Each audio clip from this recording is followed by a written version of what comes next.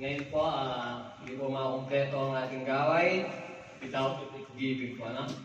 Tinatawagan ko na po ang ating kapatid, Bro Victor Juan. Amen. Hallelujah. God is good. And all the time. God is good. You know, parang... Yun, no? Dako po tayo sa ating pagbibigay, no? Dati po natalakay natin yung make room for more blessing. Sabi nga yun po yung una ko muna, no? Sabi ko nga, mahaba-haba yan eh. Simula nung maging finance ministry ako, nagawa na ako niyan kasi alam ko, madadalas ako dito eh. Sabi nga, paano bang make room for more blessing, di ba? Sabi nga, sabi dito, kailangan po mag-invest po tayo pa tayo para po sa paparating na biyaya sa kalangitan, no?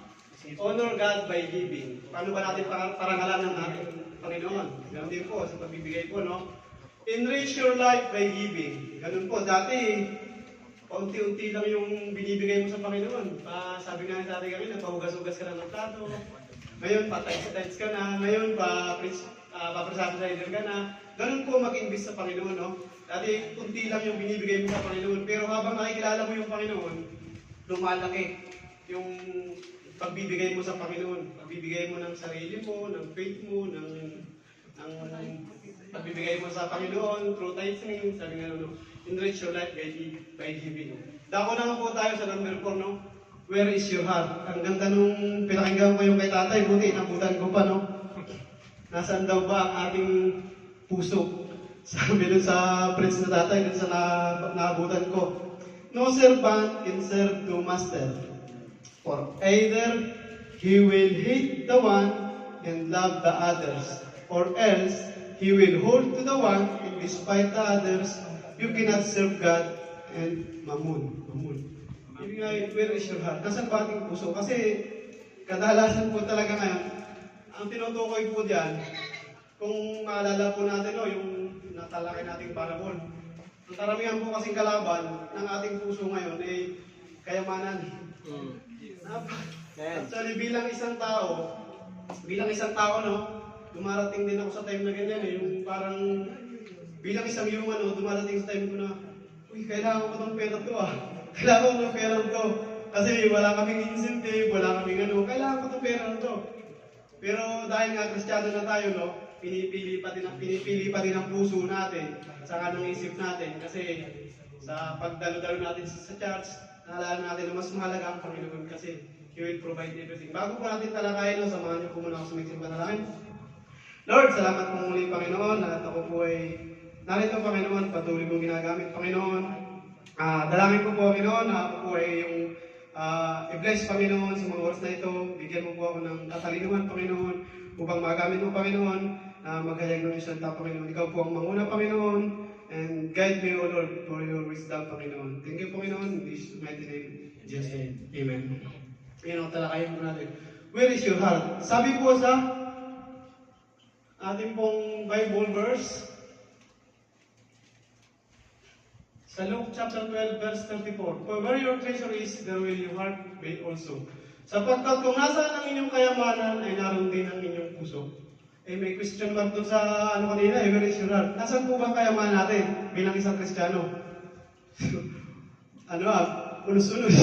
Sabi nga pagka nasa church, uy, fully devoted ako. Pero pag nasa labas, mas marami sa labas. Nung bihira, kailangan mo ng pera, no? Sabi po niya, no? Bilang isang Kristiyano, nasa pa ang puso natin. Actually, nung nag-training ako dati, kasi madami ako inatinda ng mga marketing strategy, business, may sinasabi lagi sila doon bago. Yun yung kanilang pang-encourage eh. Lagi silang may sinasabi. Sabi nila, lack of money is the cause of giving. But having a lot of money is the cause of charity. Naniniwala po ba kayo sa ganun? Hindi siguro, no? Kasi wala naman dito mayaman eh. Mayaman po ba kayo? Wala, no? Lahat tayo mahihirap. Pero, generous tayo, nandito tayo sa Panginoon. Kasi may mayayaman. Kasi maraming mayayaman na nalulunod pa sa kayamanan. At marami namang mahihirap na tumutulong. Baliktad nga ngayon eh, kung sino pa daw yung mayayaman, sila pa daw yung nagpapakayaman. Maraming mahihirap na pag pumunta ka sa kanilang lugar, lahat, pagkakatay ka ng manok, ipaglulutuan ng ulam, di ba? Generous kung mahirap. Kasi wala namang mayaman sa atin dito, pero generous tayo, no? Next slide, Jai. Mayaman sa utang.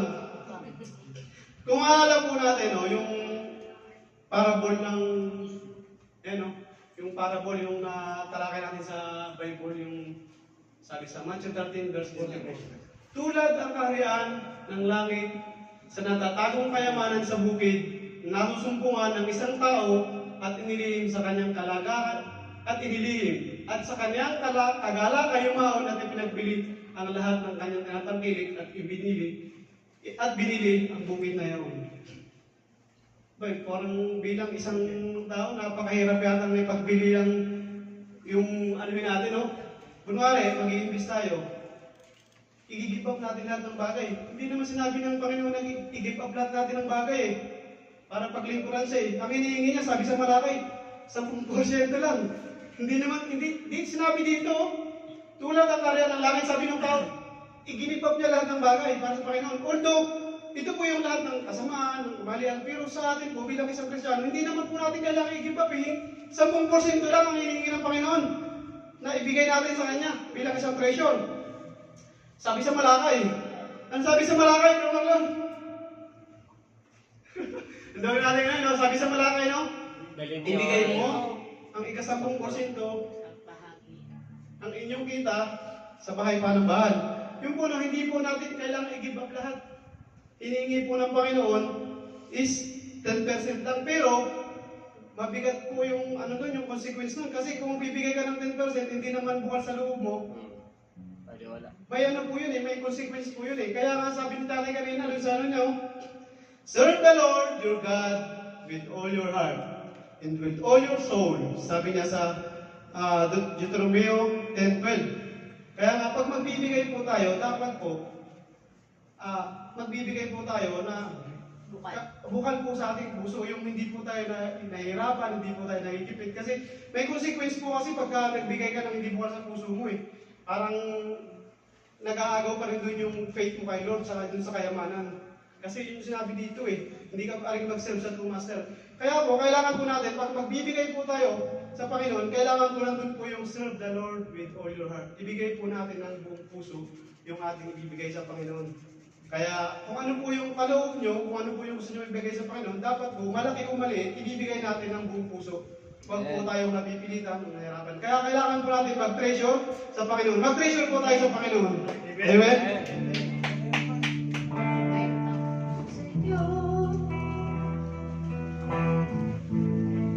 Aking Panginoong Jesus,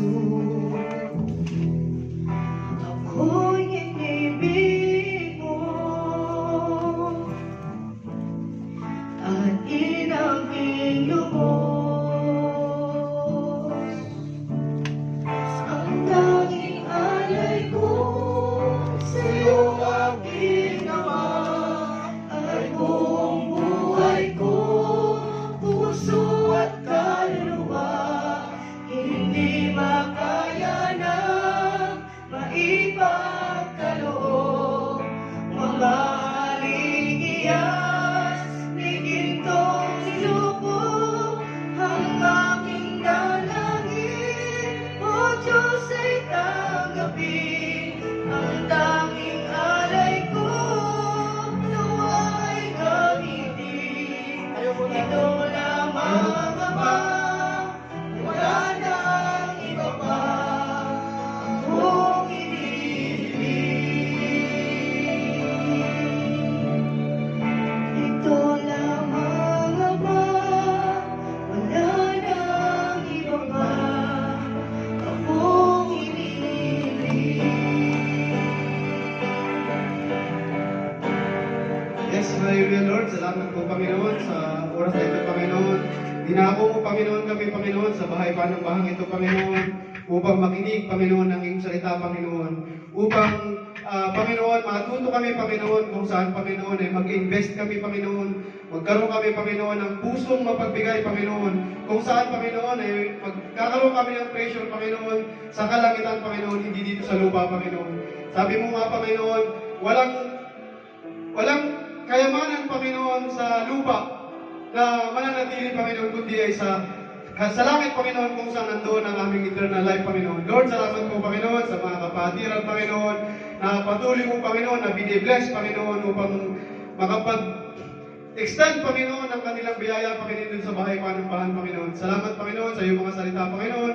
Patuloy mo kami, Panginoon, at tinuturuan. Patuloy mo, Panginoon, kaming binibiyayaan, Panginoon, proteksyonan, Panginoon. At karapat-dapat po, Panginoon, na ibalik namin, Panginoon, ang aming magpapuri, pagsamba at pasalamat, Panginoon, through tithing and giving, Panginoon. Salamat po, Panginoon. This is all I pray in the mighty name of Jesus.